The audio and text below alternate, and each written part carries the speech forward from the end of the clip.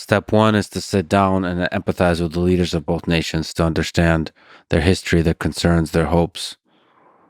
Just to open the door for conversation so they're not back to the corner.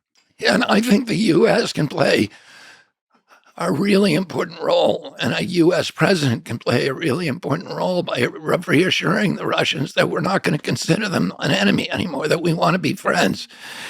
And it doesn't mean that you have to let down your guard completely. The way that you do it, which was the way President Kennedy did it, is you do it one step at a time. You take baby steps. We do a unilateral move to reduce our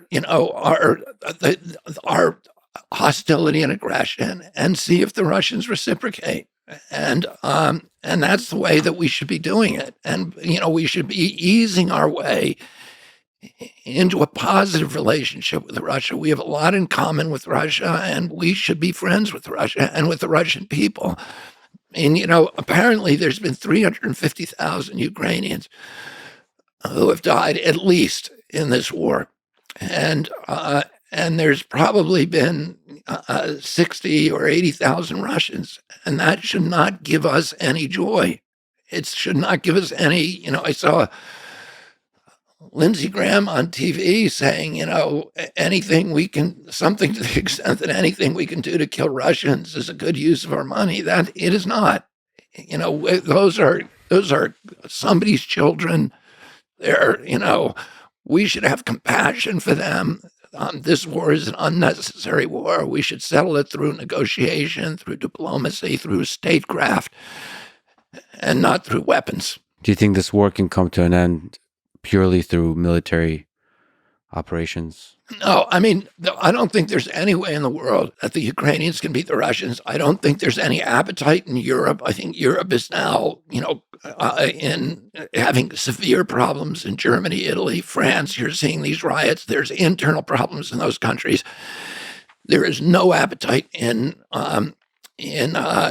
Europe for sending men to die in Ukraine. And the Ukrainians do not have anybody left. The Ukrainians are using press gangs to fill the ranks of their armies. Men, military-age men, are trying as hard as they can to get out of the Ukraine right now to avoid going to the front. The Russians apparently have been killing Ukrainians at a 7-to-1 ratio.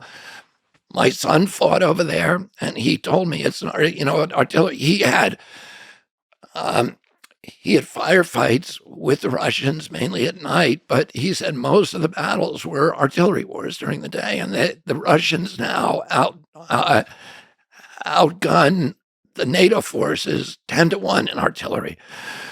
Oh, they're killing at a horrendous rate. Now, my interpretation of what's happened so far is that Putin actually went in early on with a small force because he expected to meet somebody on the other end of a negotiating table that once he went in.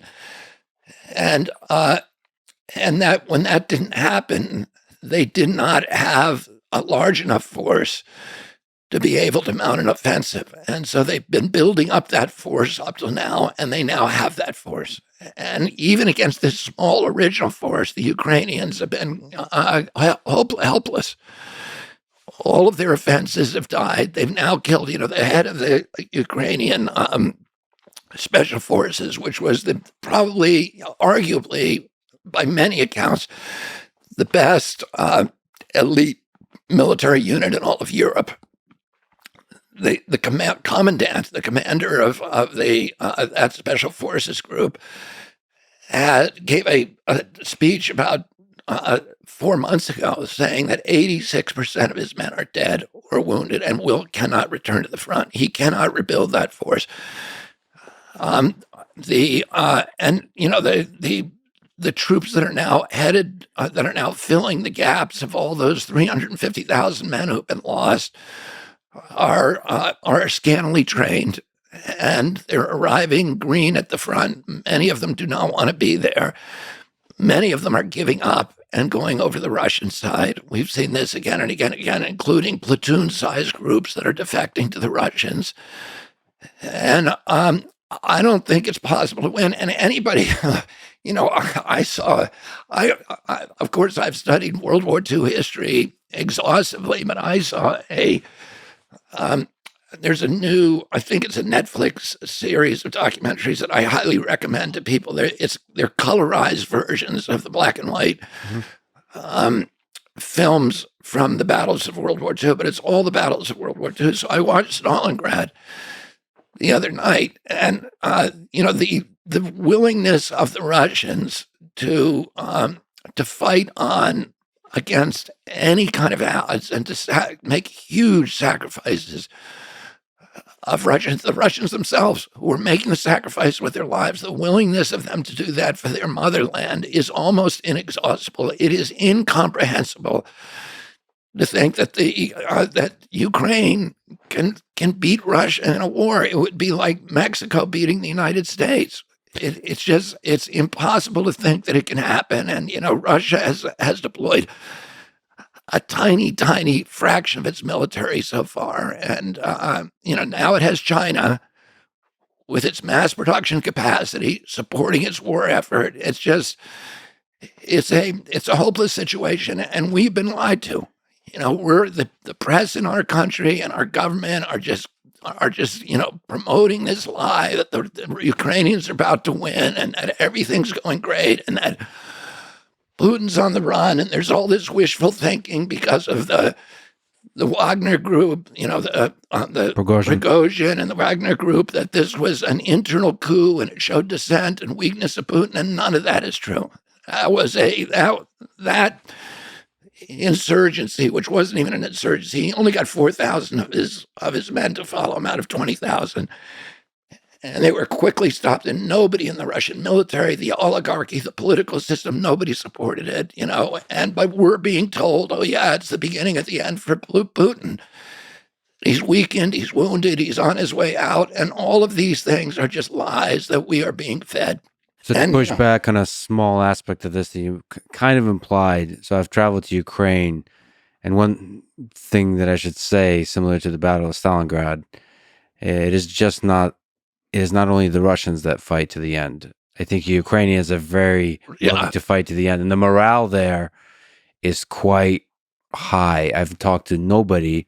This was a year ago in August with her son. Everybody was proud to fight and die for their country, and there's some aspect where this war unified the people, gave them a reason and an understanding that this is what it means to be Ukrainian, and I will fight to the death to defend this land. I would agree with that, and I should have said that myself at the beginning. That's one of the reasons my son went over there to fight, because he was inspired by the valor of the Ukrainian people and this extraordinary willingness of them. And I think Putin thought it would be much easier to sweep into Ukraine, and he found a stone wall of Ukrainians whether ready to put their lives and their bodies on the line. But that, to me, makes the whole episode even more tragic. Is that I don't believe I think that the U.S. role in this has been that there were many opportunities to settle this war, and the Ukrainians wanted to settle it. Vladimir Zelensky, when he ran in 2019, here's a guy who's a comedian. He's an actor. He had no political experience, and yet he won this election with 70% of the vote. Why? He won on a peace platform. And he won promising to sign the Minsk Accords. And yet something happened when he got in there that made him suddenly pivot. And, I think it's a good guess what happened. I think he came under threat by ultra nationalists within his own administration.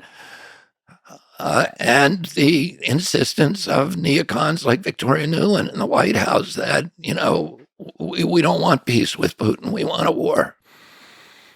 Do you worry about nuclear war? Yeah, I worry about it. It seems like a silly question, but it's not. It's a serious question. Well, the reason it's not, the reason it's not is just because people seem to be in this kind of dream state about that it'll never happen. And yet, it can happen very easily, and it can happen at any time. And, if we push the Russians too far, I don't doubt that Putin, if he felt like his regime was or his nation was in danger, that the United States was going to be able to place, a quisling on, into the Kremlin, that he would use nuclear, torpedoes. Um, these strategic weapons that they have, and that could be once you do that, nobody controls the trajectory.